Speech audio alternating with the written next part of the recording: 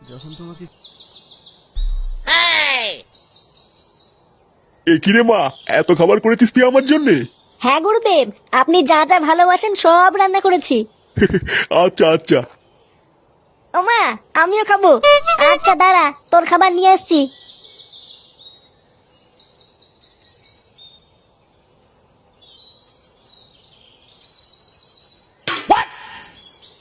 নে খেয়ে নে। এ কি মা, আমার মাংস কই? মাংস আমাদের জন্য নয়, গুরুদেবের জন্য। গুরুদেবের আদেশ, গুরুদেব যে কয়দিন থাকবেন সেই কয়দিন আমাদের ঘি আর ভাত খেয়ে থাকতে হবে। হ্যাঁ হ্যাঁ ফুটো, তোমাদের জন্য শুধু ঘি আর ভাত, মাংস শুধুমাত্র আমার জন্য।